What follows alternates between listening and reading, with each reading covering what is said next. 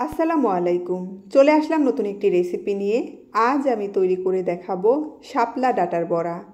খুব সহজে তৈরি, খুবই মজার একটি রেসিপি। চলুন তাহলে রেসিপিটি শুরু করা যাক।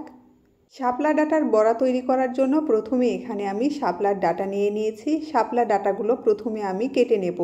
দেখুন এখানে আমি শাপলা ডাঁটাগুলো এমন কুচি কুচি করে কেটে ধুয়ে পরিষ্কার করে নিয়েছি। এবার এর মধ্যে দিয়ে দেব অল্প পরিমাণে লবণ।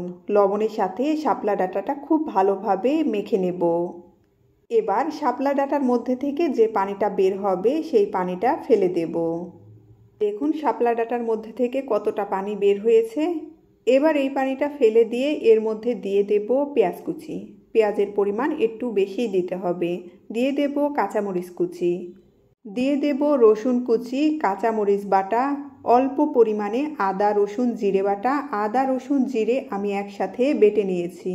দিয়ে দেব স্বাদ অনুযায়ী লবণ, দিয়ে দেব হলুদ গুঁড়ো, অল্প পরিমাণে মরিচের গুঁড়ো, দিয়ে দেব খেসারির ডাল বাটা। এখানে আমি খেসারির ডাল দিয়ে দিয়েছি, আপনারা চাইলে যে কোনো ধরনের ডাল দিয়ে দিতে পারেন। বড়াটা মচমচে হওয়ার জন্য দিয়ে দেব অল্প পরিমাণে চালের গুঁড়ো, দিয়ে দেব অল্প পরিমাণে তেল। এবার হাত দিয়ে সকল উপকরণগুলো খুব ভালোভাবে মেখে নেব। আমি হাত দিয়ে সব কিছু খুব ভালোভাবে মেখে নিয়েছি। এবার এটা আমি সাইডে রেখে দেব। এবার আমি চুলায় একটি প্যান বসিয়ে দিয়েছি। এর মধ্যে দিয়ে দেব তেল। তেল হালকা একটু গরম হয়ে গেলে মাখিয়ে রাখা ডাল থেকে অল্প একটু ডাল নিয়ে এমন হাত দিয়ে চেপে চেপে গোল আকৃতির করে তৈরি করে তেলের মধ্যে দিয়ে দেব। সবগুলো এমনভাবেই তৈরি করে নেব।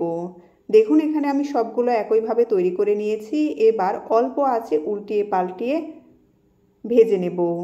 দেখুন এক পাশে ভাজা হয়ে গেছে, এবার উল্টিয়ে দেব। অপর পাশেও এমন লালচে কালার করে ভেজে নেব।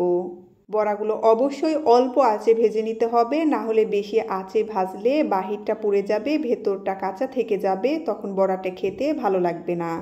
আমি অল্প আঁচে 3-4 বার উল্টিয়ে পাল্টিয়ে বড়াগুলো হালকা লালচে কালার করে ভেজে নিয়েছি। এবার উঠিয়ে নেব।